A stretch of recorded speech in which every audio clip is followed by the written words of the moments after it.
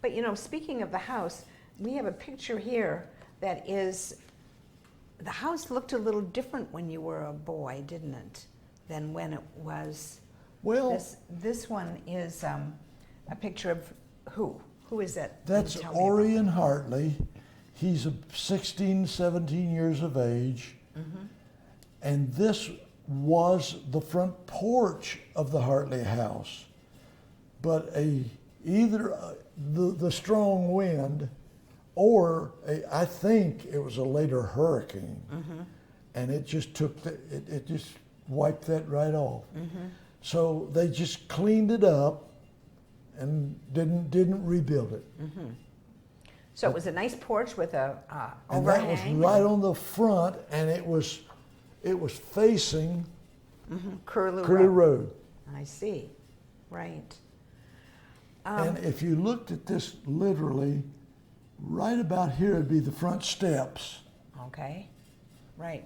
So those are the first two windows that we see Yes. that are off, Yes. that are still there, of course, and that we Yes. we see in as we face the Hartley house from Curlew Road. Right. So, when you were a boy, what did you do for fun? I mean, did you go swimming? You talked about working hard, and everybody had their obligations and chores and so on to do. But what did you do for fun? John Jones, who moved in by the time I was 10 years old, he taught me to throw a cast net. But I had already learned to go, and Alfred Boyd let me and Grandpa go fishing anytime we wanted to in that lake. But he wouldn't let anybody else. And we caught big bass, and I fished in salt water. I knitted my own cast net, and that took forever because that's a lot of knots to tie. But I made it. It was 6 feet long, and I was only about yay tall, and it took all I could do to throw that 6-foot cast net, but I'd catch mullet. And that's a funny thing because I'd be coming home on my bicycle with my cast net and mullet on this side, and Grandpa'd see me coming. And boy, he'd take off for the house to get his mullet net. He loved fried mullet. He just loved it. And Grandma would always Mother and Grandma would always fix him grits and a vegetable and give him 2 big pieces of mullet because Grandpa had a tremendous appetite. When you talked about Al Boyd letting you fish in the lake, what lake are you talking about? Well, he has 3. Uh-huh.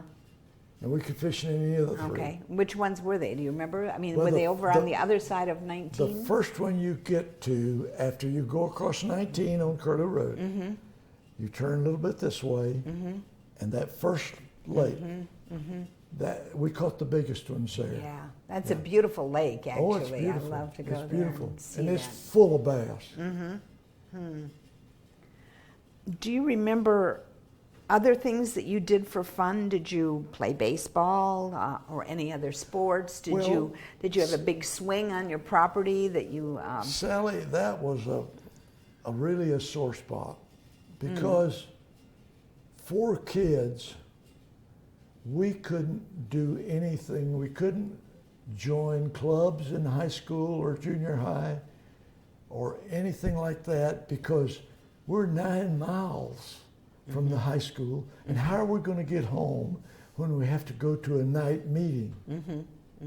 I wanted to, Mildred Turner, my Spanish teacher, I took 2 years of Spanish, and she begged me, Phillip, because I made good grades, and she says, you make good grades, can't you come to our Los Gauchos meetings?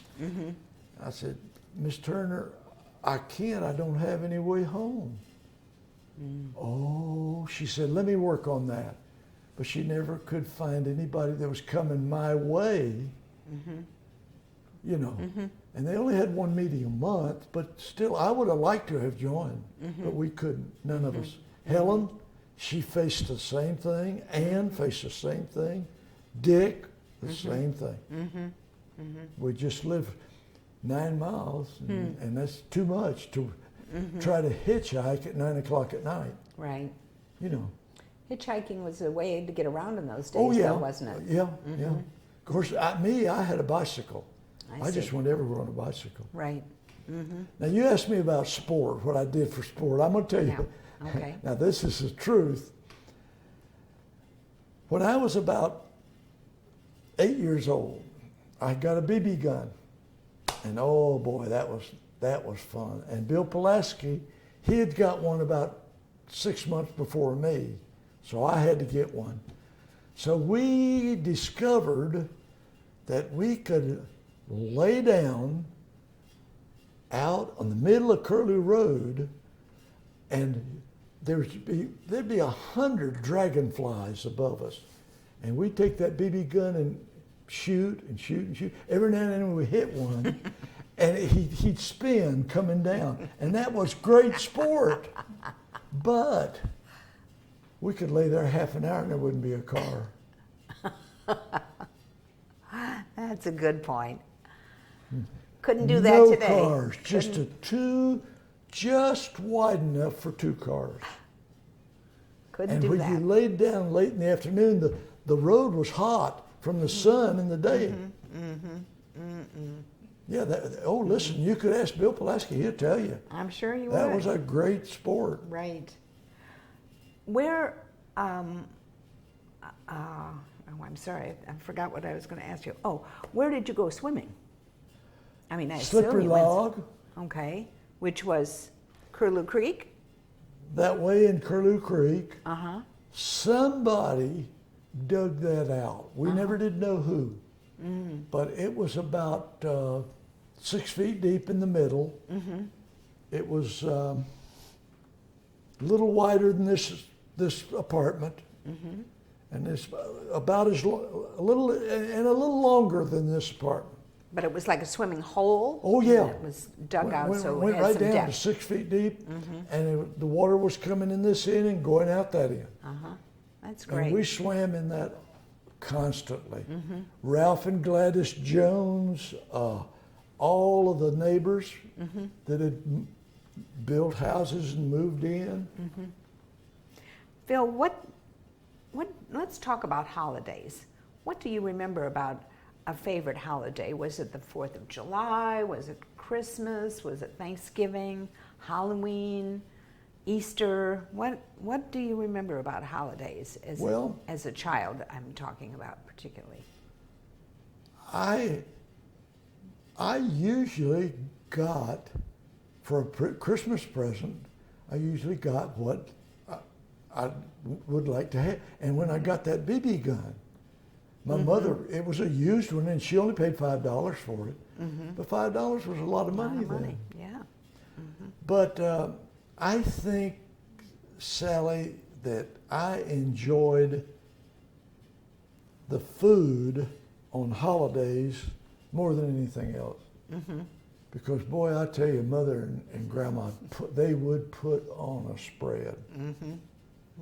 Because, and they could, in a wood-fired oven, they could bake a chicken that would just drop off the bone. It was so tender. And that was the chicken that out in our yard. We had a dozen to 20 chickens all the time. So you and harvested your Grandpa own butchered chicken. them, and I helped him clean them. And he's the one, when I was just that tall, that taught me to fillet a fish. Yeah. Good for you. Good thing to know. Oh, he could do it. He would, and that's another thing. Mother, about every 3 weeks, she didn't do it any more often than that, she would go to the Dunedin Fish Market. And back in those days, they sold them either 5 for a mullet, 5 for $1, or 4 for $1. And she'd bring those home, and I'd meet her, because I was just a little old shaver, and I'd meet her and get the mullet and yell for Grandpa, and here he'd come, just tickled to death. and he'd get clean them it. cleaned. I'd stand there and watch him clean every one of them. But another thing with my grandpa, the reason I really loved him is because any day, if I went down there at 5:30, he'd sit down and we'd talk, and he'd tell me stories and everything. But Sally, very few days that I ever got up and walked with him to the house that he didn't preach to me to be a good person. And that I never forget, never. Let's talk about this picture of you when you were kids. Yeah. You probably were maybe 7 8 years old. years, 7? 7. Okay. And that was 10, okay. 13, All right. So that was 14. Actually, 14 and a half. Richard or Dick was 14 and a half. This I forget now again the order. That's Helen? Helen. And that's Ann and you. Right. Oh, what a nice looking picture that is. Very, very lovely. I'm glad we got this. I'm glad you got it too. But then you've got another picture that it's a more current picture that was taken maybe, I don't know, 8 or 10 years ago. Little age difference. Yeah, a little bit different, but still lovely. Frank Pulaski. Frank Pulaski, who's now gone. Now, We're sorry. Listen, Peggy has a younger sister who graduated from the University of Florida as a school teacher. She taught in Sumter County. She didn't like it. She went back and petitioned to go to dental school. She was the second female that ever went to the Florida Dental School. Wow. And she's getting ready to retire. That's how long ago it was. Her name's Linda. She lives in her practice, and she lives in Longwood, Florida. I know you know where that is. Sure. All right. Now that's And so that's Peg. Peggy's younger sister, Linda. But this is Peg in the picture, and her last name is Wolf. Is that right? Right. Right. And then that's your dear sister, Helen. Yeah, she's know. my apple of my eye. Helen Berry Camp. Right. We've had a chance to talk to her too, so that's fun. But you know what? We've gotten lots of new stories from you. And then there you are. Yeah. So great picture. Love that. And it's such a treasure because we have Frank in that picture and he's gone now. Yeah. So we've got that too. Yeah. But we also have a picture of your grandmother and grandfather. And this You know looks what like I maybe can that remember was about that? What? I remember tying that tie. You do? Sure. And your grandmother was wearing a corsage, so maybe it was a special event. Yep. It was a that holiday. was the 50th wedding Oh, anniversary. their 50th wedding Yeah, anniversary. I think it's on the back. Oh, okay. No, we ought to Well, put yeah, that on there. I will. I'll be Just sure put and mark 50th. that on there because that's really special. Well, I think we've gotten a chance to look at all the pictures. I do love this adorable picture though with the one with the car in the background. And again, tell me who Grandpa that is. bought Mother a Model A. Oh, no kidding. I not Yes. heard that story. That's what she drove. Mother went 2 years to the University of Florida I see. at college age. And she taught school for I think about just 2 years, and they crashed. Her education wasn't high enough. That's when the situation with the red brick school came about. She had the chance She got to. a job. She needed a job, even though it was $12 a week. When she became the manager, it was $17 a week. But with the income that Grandpa had and the income that Mother had, I don't know of many things that we lacked, except we just had problems, getting a good bath, Right. but you just did the best you could. Sure, of course. So let's go through again who these are. So, of course, you were the littlest one in this picture, standing up Yeah. against that Model All A. right, I tell you how you can remember. Ann is the brunette. Oh, okay. Helen is the blonde. Is the blonde, okay. Yeah.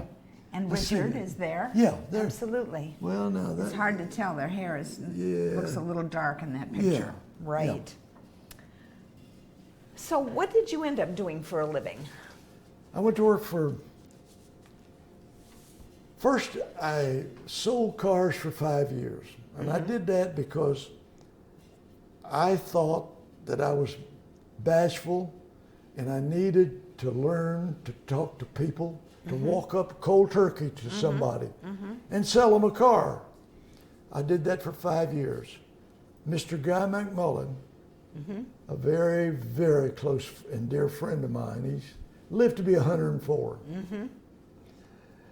Mr. Guy told me to go see Mr. Kittleson in Tampa. He said, Mr. Kittle, I think he'll give you a job. And I want you to work for Chevron. So I went to see Mr. Kittleson. Went to work in about 2 weeks. I worked 17 years for Chevron in sales and management. Okay. When we had that shortage in '74, when there was lines in service stations, Remember it well. I was the allocation coordinator for Chevron Oh my gosh. for the Central Florida, straight across Orlando, I-4 and all of that. And then there was one down there. I worked 7 days a week for about 8 weeks. I didn't care. I liked it. I enjoyed it. Then my boss was Jim Cook, and I wish I knew where he was today, because he told me, he said, Phil, he said, you got a few minutes, come on in my office, I want to talk to you. And I thought, oh my Lord, what have I done? He shut the door and he said, let me tell you something. He said, if you can, in your travels with Chevron, find an equal job, he said, take it. He said, I am resigning next week. I'm going to become the jobber, the Chevron jobber at Tampa. And he did what he told me. Boy, did that save me. Good advice, eh? I worked in Jacksonville. I was with Chevron 17 years. I worked in Jacksonville 10 years. I got to know Alvin Watson, a vice president of Eastern Seaboard Petroleum. And Alvin and I became good friends. And we went to lunch together a lot in Jacksonville. And I thought, I'm going to call Alvin Watson. I picked the phone up and called him. He said, well, Phillip, what are you doing? I told him, I said, I'm down here in Tampa divvying out gasoline. And he laughed. And I said, Alvin, I need to confide something in you. I've been told by my boss, Jim Cook, who you know, that Chevron's going to start getting rid of people. And he said, yeah, I've heard the same thing, Phil. I said, Alvin, I need a job. Any chance? He said, I'll put you to work in Tampa tomorrow. And I was living in Tampa, remember? I was. Right. Over there already. Yep. I worked for them 13 years. Wow. So I got in 30 years, and that was it. Good for you. And I retired. That's great. And that was an experience. That time when we had that gasoline shortage, that was something. Right.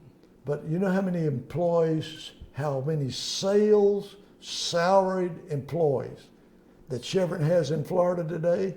None. Really? Not the first one. Wow. There was 170 in 1970. Because I know I had the master roster. So Phil, do you still enjoy fishing? Oh, absolutely. I don't go in a boat anymore. And I don't because my best buddy, Smitty Barlow, he and I have been friends 55 years. And he has a boat. He's got it up for sale. He has neuropathy so bad he can't get in the boat. So he said, Phil, he said, and I've got a case of unsteadiness that Dr. Bernstein's working on, and I'm getting a little better. Good. Thank goodness. Good. And hey, you can do a little pier fishing. There's lots of well, other I'm possibilities. I'm gonna wade along There the you Dunedin go. Causeway. I know Absolutely. exactly where to fish there. I'm sure you do. Phil, I want you to finish this sentence. Okay. Philip Berry is. I am happy with the life that I've had. I have no regrets living 26 years in the Hartley house. No regrets. Because I could not, my grandfather taught me to be a good person, and I could not leave my mother by herself with no running water in a 2-story house. I couldn't do it. I missed a lot. Right. But I don't regret a minute of it. That's good. Phil Berry has been a very special guest, and he has such a unique history. So Phil, thank you for being with us today. And on behalf of the Palm Harbor Museum and the Palm Harbor Historical Society, thank you for watching.